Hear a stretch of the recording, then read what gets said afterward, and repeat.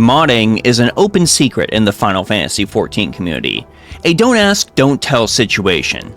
Now this isn't like World of Warcraft, where my Curse Forge is required to have over 50 things installed to play the game like a normal human being. No. While Final Fantasy XIV does have mods related to gameplay that I will intentionally not name, it also has numerous mods that allow players to alter their appearance, which is particularly significant in the RP community. Enter Mare Synchronos, a mod that just last week received a C&D, cease and desist, and was shut down, affecting at the bare minimum over 100,000 players. But why was Mare shut down? And what can this mean for Final Fantasy XIV, a game I so desperately want to love, going forward? You might be an average or casual Final Fantasy XIV player like myself and have no idea what the hell I'm talking about. So let's go over what Mare Synchronos, which I'll just refer to as Mare from this point forward, did. Mare was a mod that allowed you to sync all of your appearance mods with any other person also using Mare. So if you had a cool special appearance modded onto your character, any other player using Mare would be able to see that, while the rest of the players would just see standard Final Fantasy XIV assets. Mare doesn't install any actual appearance mods itself, just allows data to be sent to show off and see custom appearances. Mare was overall a very successful mod, having over 270,000 registered users. That's quite big. Impressive. It was a terrific way for people to share and see other appearance mods and custom animations easily. A community formed around players who had it installed, as they shared both their own and other players' creations. But now the theories of course flood in. Why was this mod removed? What would cause Square Enix to release the ban hammer when previously there were no issues? And it was a live and let live mentality before this. Well, that's a question that has several answers, ultimately leading to the overall decision, and the overall reason. Let's take a look at a frequently cited recent event that was pretty wild. On June 21st of this year, a large beach party was held on the Bismarck server in the eastern Laodicea region. This party was only intended to last a week, but was turned into a multi-week-long affair and gathering place. This resulted in significant congestion on the server, with players unable to access the Eastern Laodicea, Western Thanalan, and Churning Mist zones. This meant that people could not complete quests in those areas. Unfortunately, some of the people at this party were reported to be belligerent, telling players to simply leave their own server if they needed access to that zone, as the party kept going. Now, I'm not a guy who's telling people not to gather and have fun in an MMO. I understand entirely that gatherings like this are beneficial for the game, but I'm sure you can see how this created a negative experience for players attempting to quest in these zones. Square, of course, received a ton of tickets regarding this issue, and they were aware of it. And at this time, there were, of course, players loudly advertising Mare as well, so players could fully experience what people were actually wearing via mods at this beach party. While the gathering itself isn't against terms of service, there are certain things that Square is going to take notice of. Now let me further elaborate that I am not against the ERP community either. I've been to the Goldshire Inn on WoW. I know what goes on. These screen caps are also just examples I've pulled from the internet and the hashtag, and I'm not explicitly calling out anyone, so I'm intentionally not showing the names of these characters or their owners here. However, as you can see from some of these mods and videos, they might be a little risque. Again, I don't have any issues with the images I've shown. Please do not refer to me as some sort of weird Puritan. But please note that Final Fantasy XIV is rated T for teen by the ESRB, which is essentially equivalent to around 16, or if you want to go, hyper with it, a PG-13 rating. And some of these images may violate that rating. Square can't control the content of mods, and the ESRB does not rate online interactions. That can, and I feel should, extend to mods such as this, but Square may not necessarily see it that way. Some mods are way more quote-unquote adult than this, which I cannot show here. Google that on your own time if you're interested. And that can also be seen as a big no-no from Square, even if players without Mare installed could not see them. It is worth noting, to Mare's credit, that users who pushed mods showing surprisingly illegal activity were routinely banned from the platform, so good on them for that. The sharing of some of these modded images on social media, while really cool to see, had the unintended side effect of painting a massive target on Mare's back. Along with this, people were openly advertising the mod tool in their game profiles, once again drawing attention to it and further eroding the don't ask, don't tell policy that had been established. We also need to consider several other reasons why this mod may have been removed beyond this isolated incident. Regardless of what anyone who plays MMOs will tell you, I will be the first MMO player to admit this. Dress up is the true endgame. Anyone else is lying.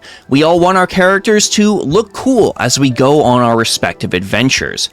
With mods like this, they essentially allow players to create their own looks. Some argue it disincentivizes questing in the game for new cool loot.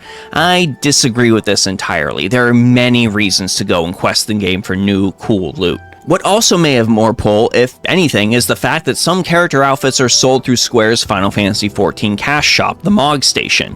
If a player can simply load an outfit via a mod pack, why would they pay the extra $10 or $20 for it? Again, I don't think this is a likely reason either. It's far more likely than mods leading to a massive player drop-off in quests and raids, but quest and raid drop-off is related to entirely different reasons with Final Fantasy XIV right now. People not liking the new expansion, people thinking the combat has become stale. There's way more important reasons than simply a mod pack forcing people to not play the game. The actual reason I think this ended up being approved and the mod pack for Mare was removed is one that is shared by other developers, and it's not exciting as anything that I've mentioned.